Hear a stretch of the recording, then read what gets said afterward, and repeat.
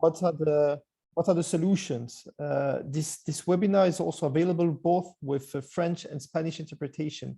So to use it, simply click the interpretation button, which is at the bottom of your screen, and you'll be able to use it. My name is Christian Breteau. I'm an assistant professor at the Department of Geography and Environment at the University of Geneva, and also a proud member of the Adaptation at Altitude program. And so today we will focus on the challenging topic of migration in mountain areas. As you also know, historically, mountains communities have a long history of migration as a strategy to cope with limited resources and also to open up a number of opportunities. This being said, with climate changes, those communities nowadays face forced migration. And as you all know, mountains areas are particularly concerned by the impacts of climate changes. And as a result, the livelihoods of entire communities and traditional landscape are at risk with heavy rainfall, floods, storms, drought, or wildfire. So the situation creates complex humanitarian and development challenges that call for urgent action and a strong political leadership. And this is also why we have the pleasure to co-organize this event with the Inter-Parliamentary Union. And I will have the pleasure to co-moderate this session with Karine Jabre, which is the director of the division of program at IP. And indeed, we believe that the Parliament, with their core legislative, oversight, budgetary, and representation functions, are key to entering the implementation of international commitments and alignment with national and regional strategies. So in this webinar, we'll therefore have the great pleasure to welcome speakers from international organizations, from the academia, but also representatives from the parliament, notably of Georgia and Uganda. And our goal for the next hour is really to discuss those challenges related to climate change's impacts on migration in mountain regions, to discuss the importance of enhancing the resilience of communities, to discuss experience from different countries, and also to share through this dialogue good practices. Finally, what we also would like to do is also to take this opportunity to launch the Adaptation at Altitude Solutions portal, which aims to showcase a collection of climate adaptation solutions implemented around the world. So really, it should be considered a toolbox for dealing with existing challenges. So now, moving forward, I'd like to give the floor to Karine Jabre. Karine, could you please give us some background information about IPU and also about the importance of parliamentary engagement on the topic of today's webinar? Thank you. Thank you, Christian, and hello to all of you. It's a great pleasure to welcome you to this webinar on climate change and forced displacement. And again, I'd like to thank again our partners for co-organizing this event. It's always a pleasure to work together, and for the second year again. On this International Day of Mountains as well. So it's really a momentous and important moment. Again, just maybe to give a few words of background and just to set the scene. As you said, Christian, and as we all know, mountain areas are home to an estimated 15% of the world's population. They are rich in natural resources and are important global providers of water, energy, and food. They are also, as we all know today, on the front lines of climate change, changing weather patterns, melting glaciers, disasters, and land degradation, as you mentioned, Christian, are making mountain areas increasingly challenging areas to live in. The vast majority of the people who live in mountainous areas are in developing countries. Many of them rely heavily on their mountain environments for their livelihoods and well-being, and the threat of climate change is pushing them in increased risk of food insecurity and poverty, and pushing those already at risk further into precarious situations and harsher living conditions. So we all know that mountain communities have long used migration as a coping mechanism, but the growing severity of climate change today and disasters is raising the risk of forced displacement in this area. And this is creating, as you said, again, Christian, new and more complex humanitarian development challenges which require attention and urgent action and again political will and leadership. So this is where I think parliaments and IPU I think can come in. And so parliaments, as we all know, with their core legislative, oversight, budgetary, and representative functions, are instrumental to increasing the resilience of mountain communities. Parliaments can enact, as we know, national legislation, set budgetary allocations, provide oversight of government performance and action, and bridge, most importantly, the gap between constituents and governments. And they can overall, of course, ensure effective implementation of the Paris Agreement as well. In mountain-specific areas, I think most importantly, I think parliamentarians can ensure funding allocations for mountain-specific adaptation and development initiatives, for example, in relation to access to water, livelihoods, and housing in mountain environments, with the overall objective to, for instance, reduce the risk of forced displacement, which we are facing today. We can also, I think, invest more importantly in bridging the gap with mountain communities between parliamentarians and those that live in mountain areas, or build stronger links with civil society organizations working in mountain areas to better understand the challenges faced by mountain communities and ensure that the needs of these constituents are better reflected in policy making at national level. These, I think, are some strategies that parliaments and policymakers should, maybe invest more in when addressing some of the challenges that we're facing today, linked to this problematique of climate change and displacement that we are going to discuss today. Now, for the IPU, climate change is a major priority. It's as the global organization of national parliaments with 179 members. We have been actively supporting parliaments to address climate change. Our support has been at the bilateral, regional, and international level, trying to engage parliament to parliament engagement to facilitate sharing of good practice, lessons learned in this area, and to build, I think, solidarity and political strength and action across the board. And I think this webinar today is a really important opportunity again to build this solidarity, to share this good practice, and to continue the political momentum to support progress. There is a strong political will within the Organization for Climate Change among IPU member parliaments. Earlier this year, we adopted a resolution on parliamentary strategies to strengthen peace and security against threats and conflicts from climate-related disasters. And climate change is also at the heart of the new strategy which we adopted for the organization a few weeks ago only. So it's really at the heart of our work, and it will continue to be so for the years to come. I must also say that the whole work, the organization has also placed a lot of attention on the whole issue of forced displacement, whether on migration and also on refugee protection, which is also an important part of our work. Now, given the theme of this webinar today, I think it is important for us to keep in mind the intersections between climate and forced displacement, of course, particularly in mountain areas, and really identify examples of good and concrete parliamentary practice, which hopefully parliaments can take on board in their own national parliaments. So I hope that this webinar today will open the way for new ideas and concrete action. And hopefully, again, the tool that you will present to us as well will be a useful resource for our members. So I look forward to our discussions today, and I thank you for the opportunity. Thank you. Thanks a lot, Karin. Thanks a lot for this introduction as well.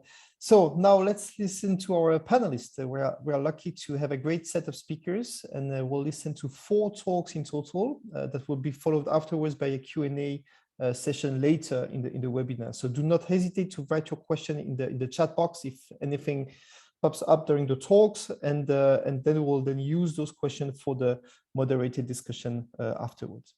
So now I'd like to introduce our first speaker, which is Michel Ionetani, who's a senior policy officer at the Office of the Special Advisor to the High Commissioner of Climate Action at UNHCR. And before that position, she was a senior strategic advisor at the Norwegian Refugee Council's Internal Displacement Monitoring Center in Geneva. So Michel, the floor is yours, and thanks again for taking the time for this webinar. Thank you all so much for the invitation to today's event and to this very interesting topic. We're very happy to be contributing to it. So I'm going to try and share a few slides in just a moment, but just to say that indeed, when we're bringing together mountains, climate change, displacement, we're bringing together three incredibly complex areas of knowledge for us to understand and to understand where the intersections are. And I think Karine, you have already actually highlighted up some of those key areas. So I'm going to try and build on a little bit on what you've already been saying today. So let me just share my screen with you.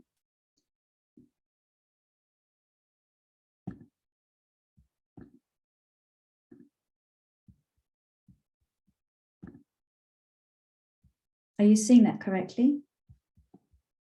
No, we don't. Not yet, sorry. I'll get it right in a moment.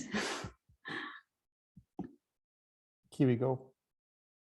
Yeah, we see your screen. Now you just have to switch it on the full screen mode, and then we'll be all fine.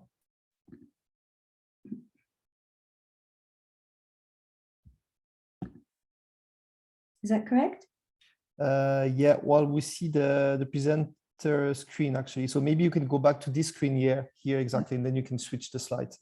Okay, maybe I'll just stay with this one because I'm afraid it'll go wrong. Yeah, okay, perfect. At this point, I realized, but sorry. No worries, that's fine. All right, anyway, so yeah, so this starting slide is really just to reinforce, I think, what Karine has already been saying about there are all these very complex ways and different ways in which climate change is interacting with different sectors or facets on which people depend for their livelihoods, for their well-being, for the realization of their human rights. And so this slide is really just trying to summarize something very complex about how all these things are indeed adding to the drivers, the underlying drivers, as well as the more immediate triggers of the displacement of people from their homes. Within, as Karine is already pointing out, I think this broader frame of human mobility. So recognizing as well that people are also moving for more voluntary reasons, let's say, usually called migration, where this is something that we should also see in a very positive light as a form of their adaptation to the conditions that they're facing, and which may help them to avoid falling into crisis situations that then lead to displacement. And when we talk about climate change and mountains and displacement, I think very often the discourse immediately goes to thinking about climate change as something that is indeed driving displacement. But I'd also like us to think a little bit about the way that mountain areas are also areas of transit and areas of destination for refugees and other people who've been displaced for different reasons. And so a couple of pictures I've put up on the screen here are just two examples. What we see here on the right side, actually, this is a picture of Venezuelans who've been displaced by political and social upheaval in their home country, where they faced widespread violence and have undertaken perilous overland journeys through the Andes in search of safety in Colombia and beyond. And what we've seen in some of UNHCR surveys, for example, is that along the way, they face a whole range of risks, including those related to the environment. That's extreme weather, floods, extreme cold, and so on. And that whatever those risks are and however they're combining, those who are being particularly affected include in relation to their age, their gender, their health condition, or other needs that make them particularly vulnerable and in need of protection and support. And so the type of ways that UNHCR has responded to that situation, for example, has been around working closely with host governments and partners to support a really coordinated approach that includes, for example, improving the reception conditions at border points and around beyond the mountainous areas, even within them, where people arrive in very precarious conditions indeed, and helping, for example, to coordinate the provision of information and assistance to meet their basic needs en route and including shelter on their arrival.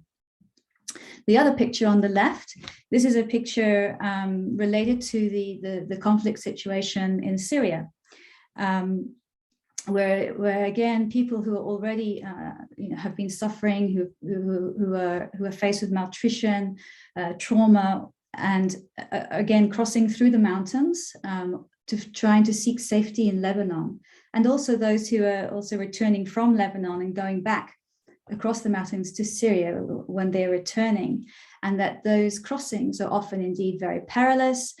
We have observed or been able to record people losing their lives, for example, freezing to death following severe storms in the mountains and so on. So the protection concerns, the insecurity that people are facing en route is often a really great concern, and something that we should be also thinking about. And so what is it when we're speaking to the IPU today and thinking about the role of parliamentarians, and what does it mean to be talking about policy that in response to these situations? I think I just want to highlight up these 3 points around coherence, around protection and inclusion, and around participation. So what am I talking about? Well, first of all, when we're talking about the impacts of climate change and responses to climate change, as well as displacement, we're talking about issues that really cross-cut multiple policy areas.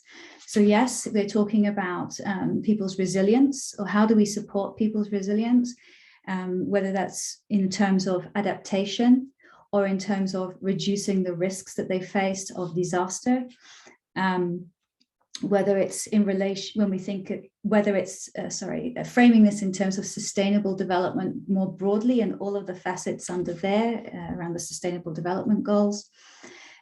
Whatever we're looking at, we need to be thinking about across these policy agendas and making sure that those displacement related considerations or human mobility considerations more broadly are being taken into account. What we also observe is that maybe they may, for example, get addressed under one policy agenda, and in another they're really absent, or they may be addressed in different ways. So this is what we're talking about in terms of coherence. So coherence in terms of across the different policy agenda, but also in terms of whole of government approaches, which are often required to protect and to support people on the move. Then the second point around protection and inclusion. In all of these policies, as well as asking parliamentarians to think about how are displacement considerations or human mobility issues being incorporated into these different policy agenda. We ask you to also think about how people who are in really vulnerable situations, not least refugees, internally displaced people, other people who are being displaced by disasters, how are they being included in the policy, but also then in the way that those policies are turned into plans and actually implemented on the ground. Are people living in displacement actually included in those plans, in the actual responses that take place? And then finally, a word around participation in terms of policy. Clearly, this when we're thinking about participation, not just as something that makes for more effective, more relevant policy, but also which is the right of people who are affected. We can think about it in terms of both the formulation of policy, the revision of policy, but also in terms of its implementation. But I think perhaps in terms of the formulation of policy, that's something that is often hard to see, whether people are really being consulted. So mountain communities in very vulnerable situations, people who may be also staying or who have been displaced and are living at least temporarily in those communities or with those communities, for example, are those whole range of needs related to people who are displaced, who are vulnerable to becoming displaced, being taken into account. And with time in mind, I think I'll leave it there. Thanks very much. I hope that gives us some meat for discussion. Thanks a lot, Michelle. Thanks a lot for that presentation. That's really useful. It already provides insights related to exist needs in terms of policy process, both in a top-down but also bottom-up perspective. So that's super useful for the transition to our next speakers as well. Could you just exit the screen sharing mode so that we can go back to the plenary? So perfect, thank you. So now let's move on to our second speaker, which is Maya Bitadze. Maya, you are a member of the Parliament of Georgia, where you chair the Environmental Protection and Natural Resources Committee. And you're also an academic, as you're an associate professor of environmental law at TBC State University and at the Caucasus School of Law in particular. So Maya, thank you for taking the time, and the floor is yours. Thank you very much, Christian. Dear colleagues, ladies and gentlemen, first of all, allow me to express my sincere appreciation to the organizers of this very important webinar. It's really my honor to participate on behalf of Georgia in a meeting dedicated to the climate change and the forced migration in mountainous areas. Generally, climate change is getting more intense, breaking the usual rhythm of our daily lives. We have to take into account its impact on different spheres and in different ways, directly or indirectly. It is evident that the natural disasters intensified by climate change pose serious problems for both the world population and the economy, and consequently the security. Let me just start with the words of Georgian Prime Minister, which was delivered to the COP26 in Glasgow. The Caucasus, a beautiful land of mountains, glaciers, and rivers, has already lost 40% of its glaciers. During the last 2 decades alone, the speed of glacier loss in eastern Georgia has exceeded projection from the end of the 20th century. This is very true, and because of that, the most devastating consequences of climate change strongly affect my country. Georgia is subject to both geological and hydrometeorological hazard due to the climate change. Forced migration triggered by the climate change is increasingly affecting mountain communities in the country. Snow avalanches, landslides, floods, and recently emerging glacier lake outburst floods are among the most frequent occurring natural hazards leading to the climate-induced migration. Hazard and risk levels are permanently assessed. Citizens living under the higher risk zones are financially supported by the government to help resettle in a safe region. Unfortunately, the climate change effects are already seen in not only in rural areas, but in rural areas as well. Problems are most touchable in West Georgia, where climate-related disasters such as rainfall, floods, and flash floods are threatening traditional landscapes and livelihoods. In Georgia, over the last 21 years, total damage from hydrometeorological hazards were estimated by $1.5 billion at the cost of more than 150 lives, which were lost during those disasters. Economic assessment of the impact only by hydrometeorological hazard and the climate change conditions show that 40% of Georgian population, including the most vulnerable communities which live in the mountainous regions, might be affected. Therefore, the country and the government generally pays attention to ensure access to services, economic activities, and decision-making process for people who are living in mountainous municipalities.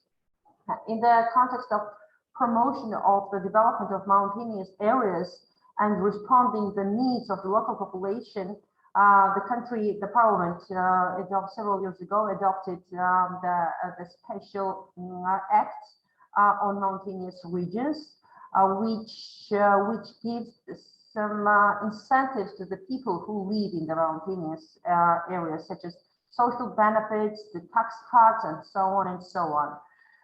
Furthermore, to tackle the problems and challenges related to climate change, Georgia has initiated the development of National Adaptation Plan, which will prioritize mountainous ecosystems as one of the most vulnerable.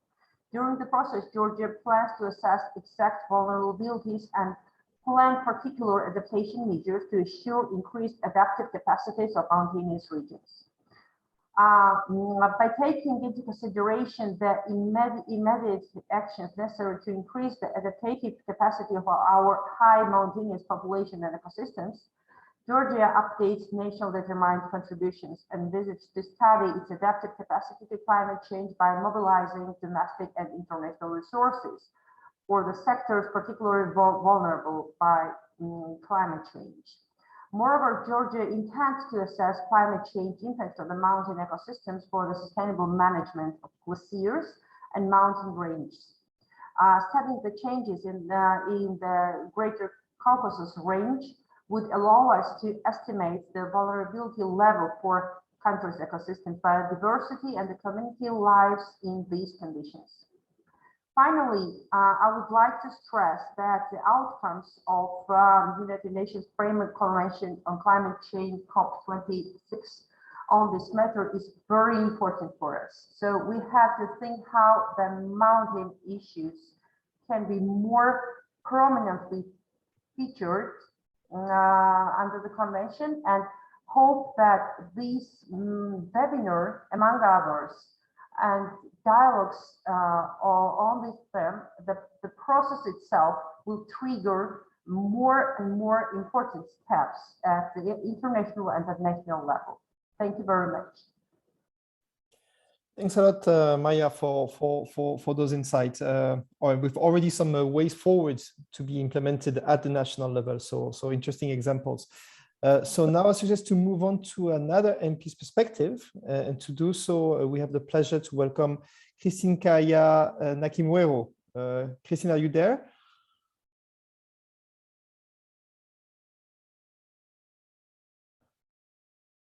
I think you should be on the call. Christine, can you hear me?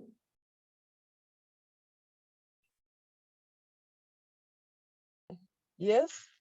Okay, excellent.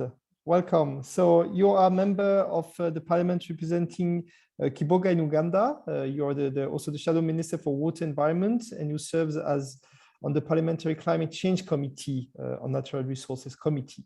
So Christine, thank you for taking the time, and I invite you now to take the floor.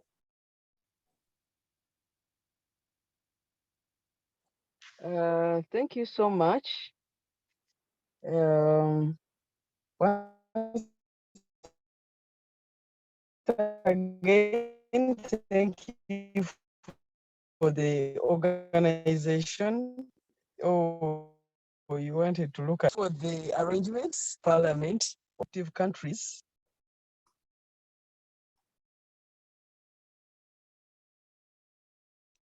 Oh, we don't hear you very well.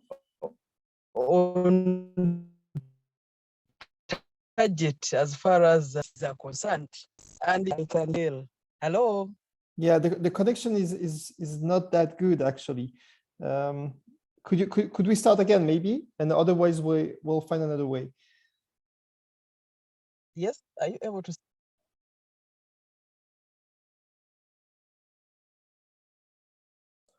No, so unfortunately we can't hear you, Christine. So maybe we can start try again later and already start with the talk of Julia. Is that possible, Julia? Okay. Would that be possible for you? Can you hear me now? Hello, I can hear you now. I hope it is okay. I think it's a bit better. Let's try. Okay.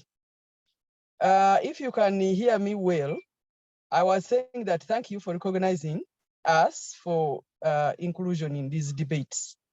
I also take this opportunity to congratulate members here for reaching this date.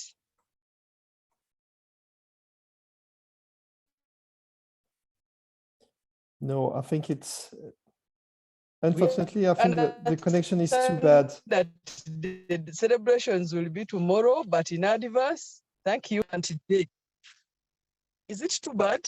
Yeah, it cuts a lot. So it's quite hard actually to understand. So my suggestion is that we move on to Julia. Sorry, Julia, thanks for your flexibility. And then we'll go back to you, Christine, afterwards to try it out with the hope that we get a better connection later. Okay? Okay. Perfect. Thanks a lot. Thank you. You're welcome. So Julia, so we'll have this perspective of the second MPs later, but we want to also to take the opportunity of this webinar to present actually a new tool that has been prepared through the program of adaptation at altitude, but that can be useful also in the designing of like policies, adaptation policies. So could you maybe say a few words about that? But before, let me say a few words about you. Because you are a research fellow and knowledge manager for the global We Adapt knowledge sharing platform for climate change adaptation. And you also assist the head of knowledge management at the Stockholm Environmental Institute in Sweden. So I give you now the floor to present the platform. Thank you very much, Corinne and Christian. And to my fellow speakers, this has been a really, really interesting event to be a part of, and I'm looking forward to discussions later and really hope we can reconnect with Christine. So I'm going to talk about the Adaptation Altitude Solutions portal. So this was developed obviously by the Adaptation Altitude Programme team with support from the Swiss Agency for Development and Cooperation. And it's built in and connects to the We Adapt global knowledge sharing platform for climate change adaptation. Although I'm presenting the portal today, a number of people have been involved with its development and continue to support its expansion and improvement. You can see many of them listed here, but the people not shown here include numerous individuals within Adaptation Altitude, but also other key experts and stakeholders living in and working in mountainous regions who provided really key information on user needs that informed the design of this portal. And we're really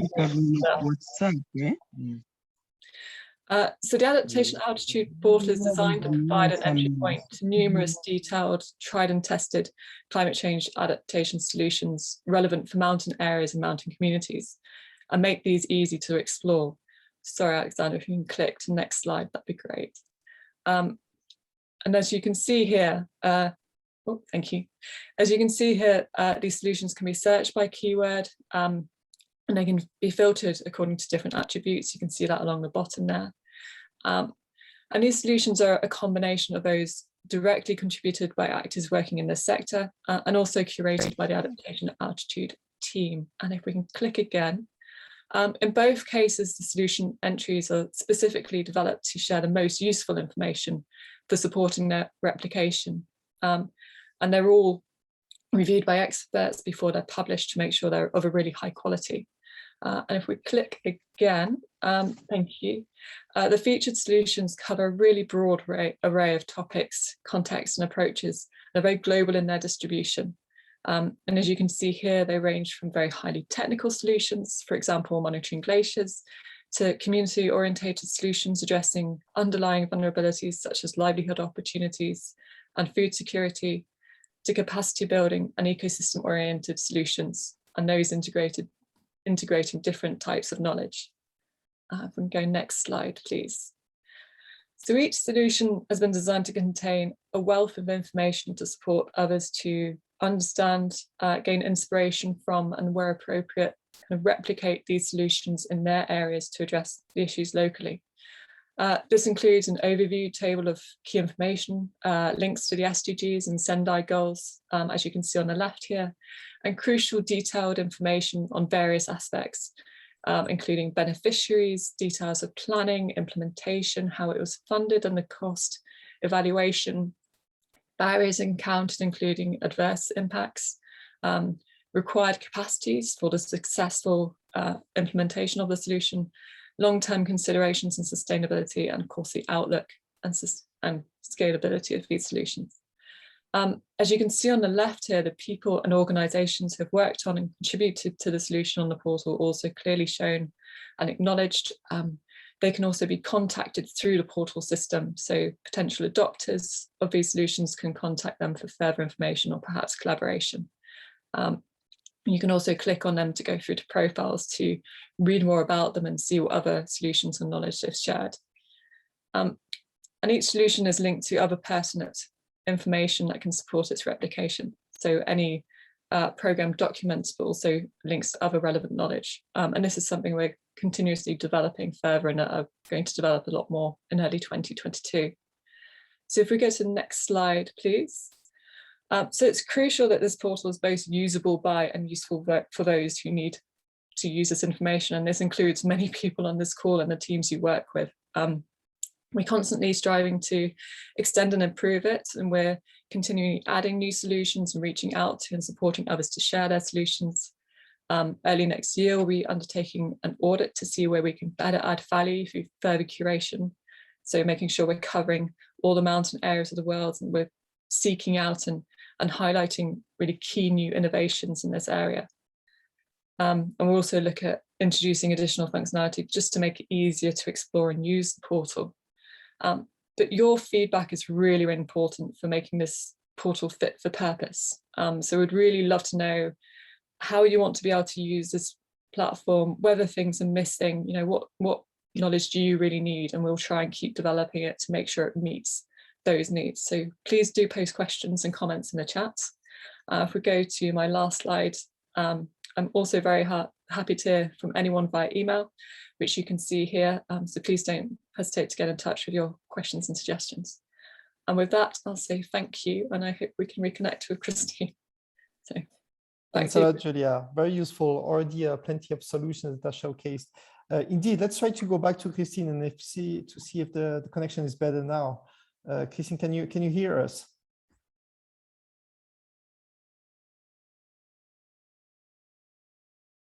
I'm not sure it's the case. Oh, I see that you are getting connected to the audio.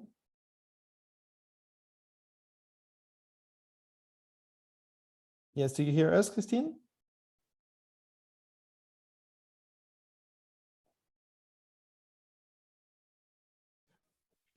Hello? Yes, we hear you. Let's try again. You hear? Yes, you hear me? Yes, we do. Okay. I greet you all. Good evening. Sorry for the inconvenience. I am your honorable from Uganda. I was saying that I, in advance, congratulate you for having arrived at the International Mountains Day for tomorrow, scheduled for tomorrow.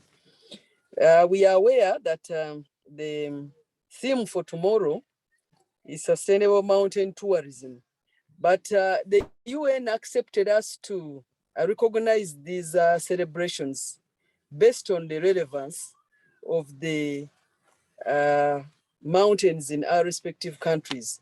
I am very happy about the subject matter you brought because in Uganda, we have a number of mountains, but we are looking at how different mountains, first of all, are affected by changes in climate change. So these days, when we talk about the climate migrations and the issues to do with population residing at the mountains, we have in situ mountain residences and ex situ. Because of climate change, especially affecting ice, we have a lot of ice melting in Uganda along the mountains. And because of that, we are seeing a lot of water joining the rivers whose catchments are in the mountains. And now this one weakens the soils around, weakens the stability of the ground. And we see a lot of landslides and mudslides in these mountains. And now because of that, there is a lot of exposure of our soils to fertility exhaustion.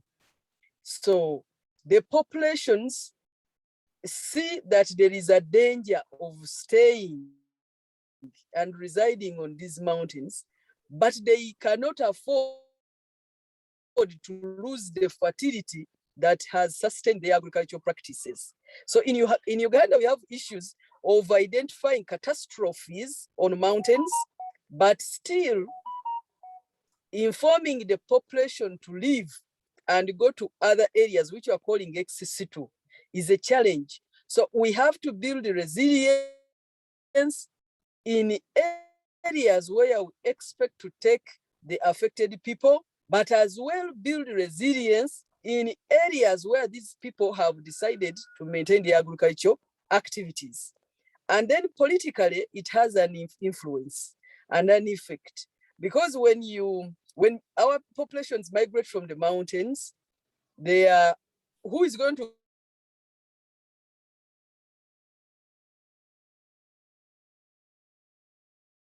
Well, Christine, it seems we lost you.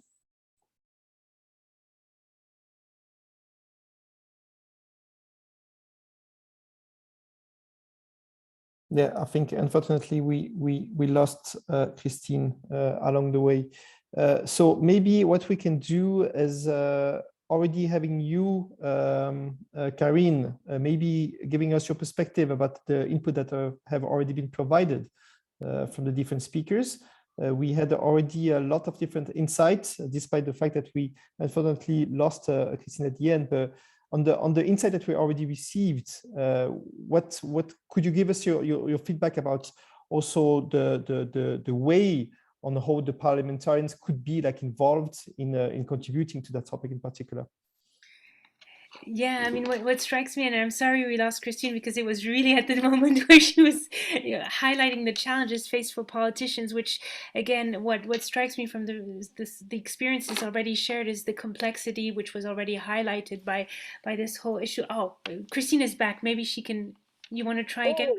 Yeah. What had happened, I just saw reconnecting.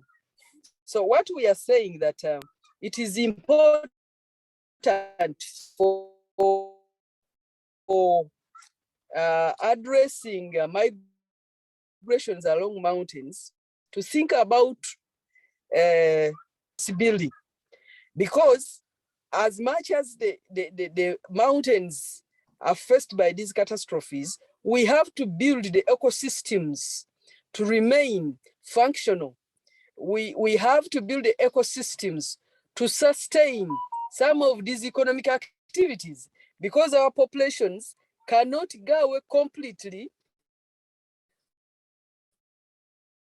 from these ecosystems. And then we recognize, for example, in Uganda, we are not going for clean energy completely because of the nature of our, as we phase out the use of biomass, that challenge is still high in mountainous areas. Most of them still use fuel wood. This one now deprives the mountains of the vegetation cover, especially forest cover. And that one exposes our soils to erosion. And when you also add on the other increase in volumes of water to the rivers whose catchment areas are found in these mountains, it becomes a serious challenge. So we have to build the resilience, first of all, recovery of the green, recovery of the tree stand along the mountain areas, such that our soils, our rivers are kept in good shape. Then the issue of our mountains being catchment areas, and based on the increase in ice melting along our mountains, is a serious one, because now rivers are going beyond. Their boundaries are being exceeded, and then the rivers are causing a lot of flooding, even in the lower areas. So what Parliament is thinking about, what we want to do, first of all, is to review the disaster management plans right from climate mitigation and adaptation, not only to address disasters at the area of what? At the area of emergency. The emergencies along mountainous areas have to be incorporated in the original climate mitigation and adaptation plans. And then we also need to acknowledge that 70% of the disasters along mountainous areas are climate related. And so the solutions must be in that line. And the different ministries that work on disasters and environment and climate change must work together, because we rarely see, wars. We don't have cattle raiding along that. So over 75% of the disasters are climate related in mountainous areas. And then we also have to identify that the mountainous areas have become spot areas for climate-related disasters. We have a tendency of planning for finances to help us with disasters, and we forget that mountains have also become spot areas. We have always identified the other spot areas, thinking that the mountainous areas have a natural way of regeneration, and so we don't have to think about it. So as members of Parliament, we ought to put mountainous areas as spot areas if we are to manage the movement of people, migrations, because even the alternatives you are looking at sometimes are not good. They don't have appropriate conditions for our people. They are already places that are deserted, places that have little fertility in their soils, places that are less served in terms of infrastructure. So we have not built the resilience in the places where we would like these people to migrate to. And so our plans sometimes face challenges. Then we have relocation plans. Relocation plans also call for extensive planning, but also budgeting. And especially in countries like Uganda, where we have land issues, we have different land tenures that need to be incorporated in the relocation plans, because different land tenures have different understanding and acceptability of new people. And then the issue to do with the building practices that actually improve soil fertility. Because where we take these people is a serious, these are venues that really need practices that regain, that help build or improve the soil fertility, such that our agricultural-based populations are able to survive. This is a serious challenge that needs adequate budget to ensure that when people go, they are able to generate some income. It is not like these are not war refugees. These are people who have been displaced because of some climate disasters. And the way we take them should not be like the way we take war refugees. First of all, the way they have been getting income from their activities must go on, even in the newly established areas. So now, if we recognize that these are agriculturalists, we must prepare for convenient environments for their related activities. We also have laws, we have policies. I'm calling on fellow members of Parliament. Not all policies really recognize the nature, the mountainous nature of our people and how it can help build resilience. So we need to look into the available policy instruments to check how they have accommodated these issues, how they have accommodated the issues of building resiliency in mountainous areas, but also the areas around, because these are the areas that may host our people. So we are calling on the political capital to enable our people settle well. When somebody is voluntarily ready to leave the mountain, he should actually go to a place that benefits, that is not treated like a war refugee. So thank you so much for giving this opportunity. I'll be ready for the questions in case. Thanks a lot, Christine. I'm glad we managed to have you during the call in perfect conditions. Thank you. Thanks a lot. Karin, may I come back to you? Maybe for your thoughts based on what you listened so far.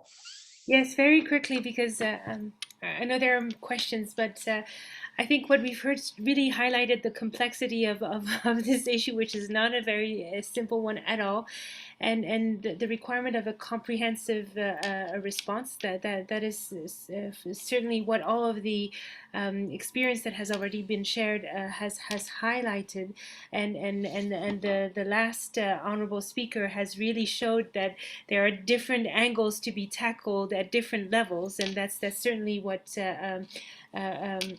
seems to be, you know, what the MPs have to really keep in mind whenever they intervene. What strikes me as really important are some of the points made also by Michel at the beginning, the importance of both the comprehensive approach, the whole of the government approach, but also the inclusive decision-making approach of taking into account and bringing in those that are first concerned in the decision-making process, which I think is very important, and also speaks to what Honorable Christine was saying right now as well, to make sure that those that are also concerned and also bound to be relocated at one point as well are part of the solution, and also heard when they are also relocated somewhere, and not stigmatized at the end of the day when they are placed somewhere else in the country, and that we can benefit from their full potential, because it's not about creating a problem elsewhere. It's about making sure that there is a sort of harmony in the whole of the country, and this is one of the challenges I think that MPs face, is to both address one specific issue, but without disrupting the whole of stability in the country as well. So I think this stability approach challenge is definitely one that is, I think, one of the biggest priority for MPs in the country. I think two things that struck me as well was that came from the Georgian also experience, was the importance of empowering mountainous areas, which was one of the key investments of the experience in Georgia, but also and giving visibility to mountains as a key target, policy target in the country, but not just nationally but also internationally. And I think this is something that both policymakers nationally and internationally need to put more emphasis on as well. Again, I think many different strategies were raised, and all at the hands of parliamentarians to work on. Maybe one question I would also have for all of the MPs as well is to see how there might be a specific focus in all of this work on vulnerable populations, and how do you take into account more specifically those vulnerable populations in the policy making work that you do on climate change and forced displacement, and in particular maybe the gender component as well. How is this taking into account in your work? Thank you very much. Thank you, Karin. Maya, are you still on the call? I believe she had to leave, Christine. She had to leave. Okay, excellent. Okay, thank you. So maybe, Christine, could you say a few words about that, about how you, in your practice as an MP, you work to ensure the visibility of those vulnerable population, inclusion in the policy processes? Okay. We have the disaster management department in the Prime Minister's office, and especially at points of relocations, we have always called on those people in that department to be gender sensitive, especially in the relocation. For example, where do you put older people? Where how have you planned to transport women? How have you planned to transport men? And then the management of the disasters on mountains always composed of management committees, and we have always requested that please be cognizant of the members, of the leaders that form these committees. And then we have always tried to expose some of these management committees to well-performing resilience building options. And we take both women and men, but we have the most important category these days, the youth. The youth sometimes take long to accept that a disaster is going to befall their community. And so we devise a means of sharing information based on the criteria they want, because sometimes they are the ones who remain behind, saying that they want to protect this and this and this, but actually they are protecting social items like graves. They are not protecting the ecosystems. So the messages to the youth, now that our youth compose of 70% of Uganda's population, so the messages, the youth-tailored messages have been integrated in the relocation processes and also ownership processes of identified land, which to me, I feel this never used to happen, but it now happens. And also the different policies, in the different policies that we are coming up with. Currently, Uganda is developing the disaster management and preparedness bill. And when we look at the committees, we are suggesting that at least 2/3 be women, despite the fact that most of them don't own land. But we want to dive into the strengths they have in the management of some of these resources. So that is what we are somehow doing here in Uganda. But we still need a lot of attribution to planning, to the planning processes, other than emergency response. And now when we go to the planning processes, that is when the climate mitigation and adaptation options are being encouraged, especially along mountainous areas, to ensure that the population that is still remaining on mountains maintain its status quo and is able to live happily in the environment available. Okay, thanks a lot, Christine. I'd like now to ask a question to Julia, maybe, which was also a question that was written on the chat box, which seemed interesting to me. It's written that we know that mountain issues are a global problem, but there are different geographical regions represented on the solutions portal. Can the solutions showcased on the portal be transferred and useful to different regions? Yes, so I think I put a bit of a response in the chat, but I can speak more to this now. I think there's a lot of solutions in the portal that look at specific issues that many mountain communities face. So these are water resources, soil erosion, issues of disaster risk around glaciers especially, and also land management approaches for kind of wetlands, which we see in many mountain areas, but also further downstream. So I think there's a lot of solutions that speak to the environments that we share and the risks that we share and the risks that are increasingly shared between these areas and these communities. Obviously, it goes without saying that any adaptation project locally does need to be kind of contextualized and tailored to the people and the place that it is being implemented in.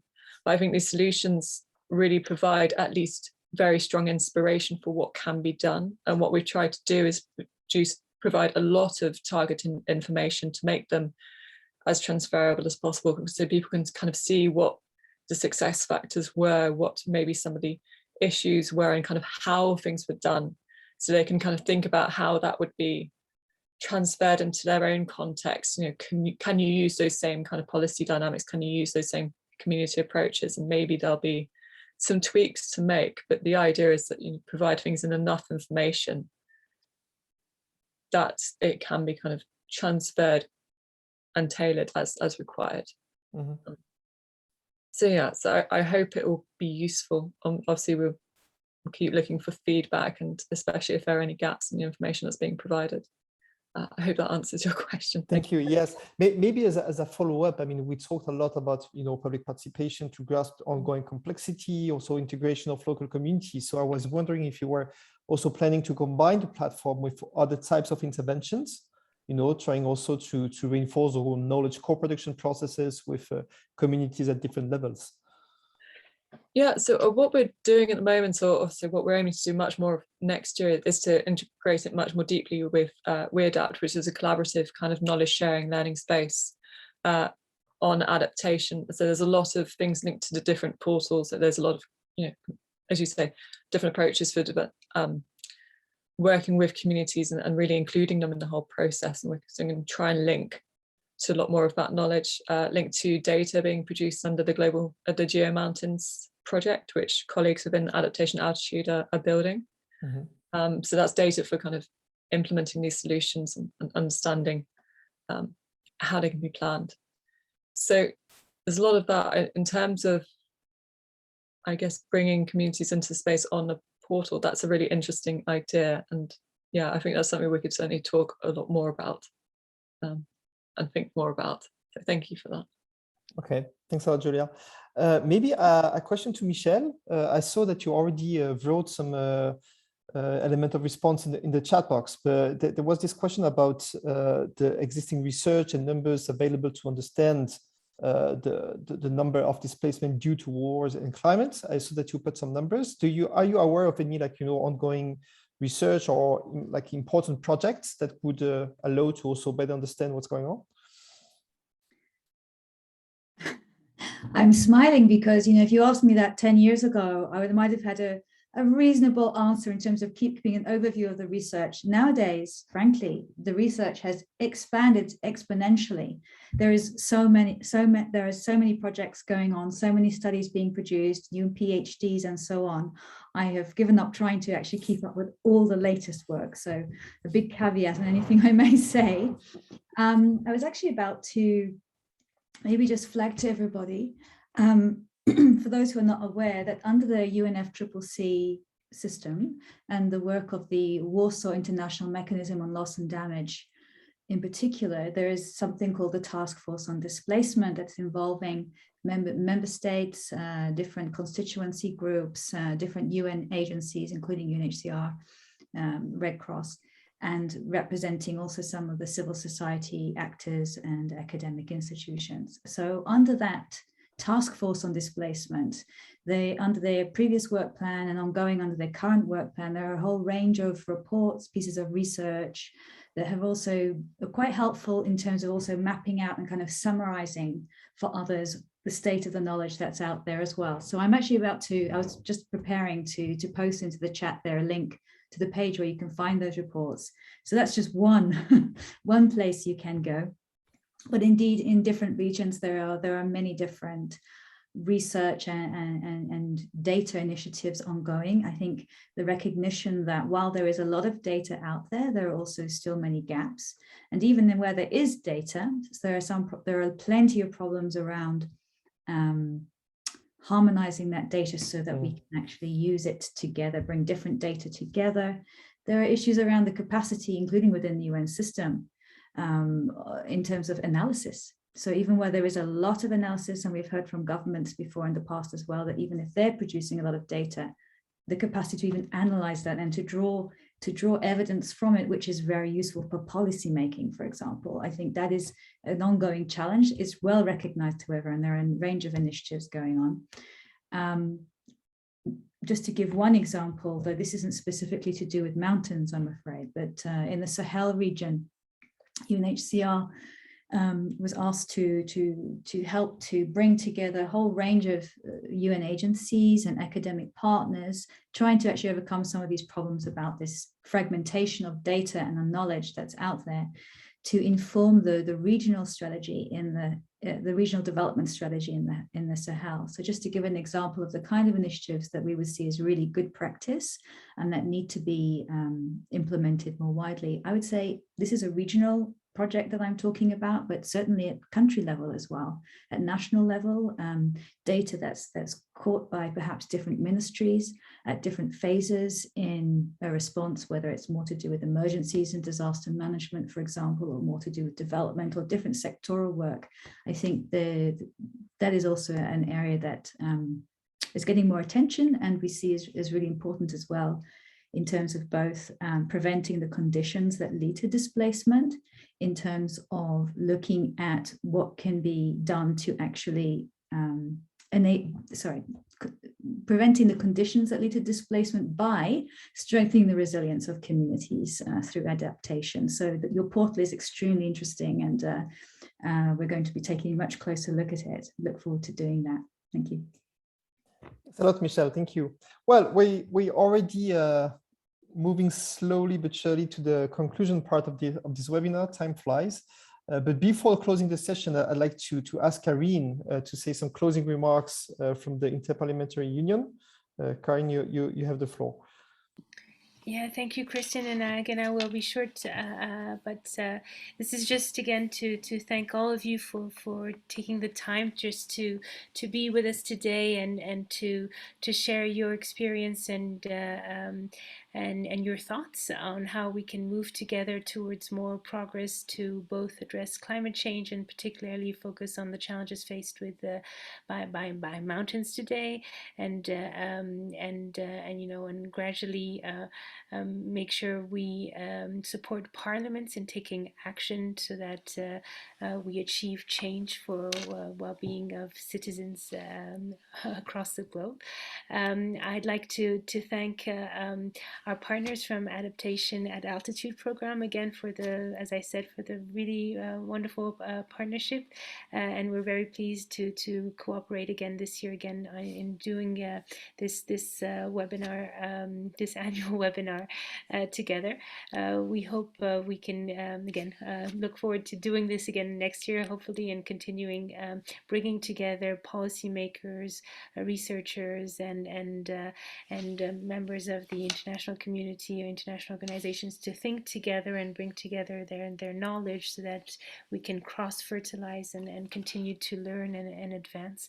We all know that the clock is ticking and there is so much to do, and there is so much energy and possibilities and opportunities that are out there, and it's a question of leadership, political will, and they're in the hands in so many instances of MPs and policymakers. The IPU, as I said, is very much committed to supporting parliaments in their work and their action to advance on climate change. So I reiterate both the commitment and the call and the availability to provide support in any possible way to the work of parliaments in this area. And I really hope that this webinar was useful in opening doors and ideas, and again, I look forward to continuing working all together towards more progress in this area. Thank you very much. Thank you. Thanks a lot, Karine. Many thanks. Well, in conclusion, I'd like to, on my side again, to thank you all for taking part of this insightful webinar. Thanks to all our panelists for the really insightful contribution, very useful. And finally, I'd like to thank all the team that was behind the scene working on the organization of this webinar. I'd like to invite you all to follow the activities of our program, Adaptation at Altitude. You will find the link in the chat box, and also to further visit the Adaptation at Altitude Solutions portal for discovering what solutions have been implemented elsewhere and what could also resonate with your own issues in your different regions. So with the whole team, we wish you already a good festive season. And may I say a few words? Yes, go ahead. Who's that? Could you introduce yourself? Maybe.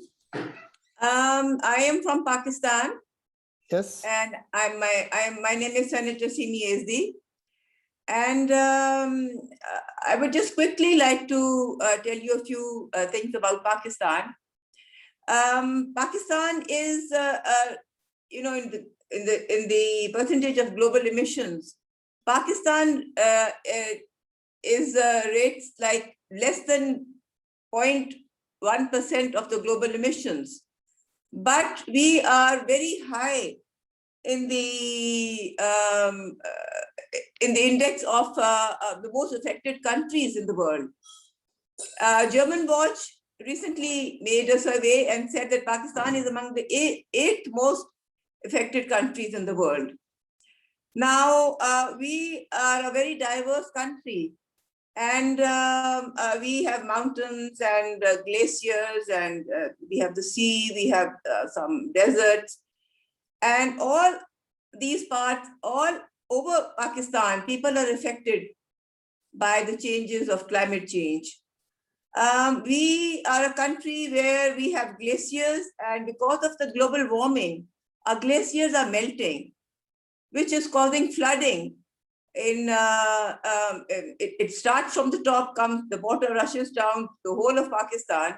In 2010, the floods in Pakistan affected 20 million people, destroying crops worth $1 billion. About 14 million people were forced to relocate temporarily, and 200,000 moved to internal displacement camps. We had made these camps, and everyone contributed to make them. They're still running in some places. Some relocated permanently, but the floods have not stopped. The floods, we keep having them. We had in 2012, in 2014, 2015, and these floods damaged our infrastructure, including homes, schools, roads, and railway tracks, agricultural land, as well as crops. Our standing crops were destroyed. They were all washed away. Mm-hmm. So this has affected, the climate has affected very diversely our country. And we are in the north. There is a global lake outburst flood, which is called GLOF, which is the river Rhine flooding, and it also, in some places, we have drought, like in the province of Balochistan and Sindh. While in our south, in the province of Balochistan and Sindh also, we have the receding, we have the sea level is rising. As a result, we are losing our coastline, the water is coming in. And we need to look into that. We need to effectively make policies to stop this. And we have, in this year, we had the highest temperatures were recorded here, which was in a place called Jacobabad in Sindh, in the province of Sindh. The temperatures were recorded over 52 degrees Celsius. And this temperature... Simi, I will have to close the session soon. So maybe if you could come up to a wrap up, yeah, and maybe if you have additional information, we can send them per email. Just do not hesitate to get in touch with us, and then we can transfer your information. Okay. And now, as parliamentarian, I suggest that we can we are on the way of making policies, which will the climate-friendly policies, and we can help these policies can help deforestation. We already have the 10 billion tree tsunami project, which is has helped the country. And we were at the danger zone because we were fourth in the line of the most effective countries. But because of our policies, we have now been placed at 8 in the number of most affected countries. Okay. So we are using our own resources, but we also need help from the global community to help us solve these problems. We can initiate talks, bilateral means. We can we're grateful if we can get the Green Climate Fund resources, and we need to work very effectively and very hard on these new policies that we want to make. And we can't do it alone. We have to do it with the help of the global community.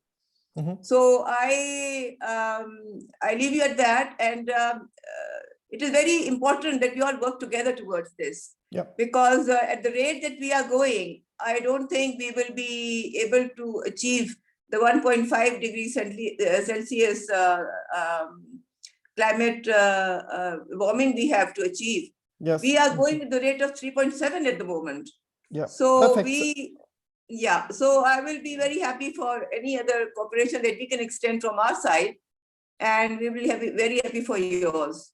Thanks Thank a lot. you. Thanks a lot. Very useful. Last minute example, but that really opens up the perspective in the conclusion of the session, and also that shows the added value of such a dialogue. You know, to try to bridge communities of different type of stakeholders around the same table to address such a complex topic. So now I'd like to conclude the session. Thank you all again. We wish you a very good festive season already and a good mountain day tomorrow. And thank you for being with us today. Have a good day. Bye-bye.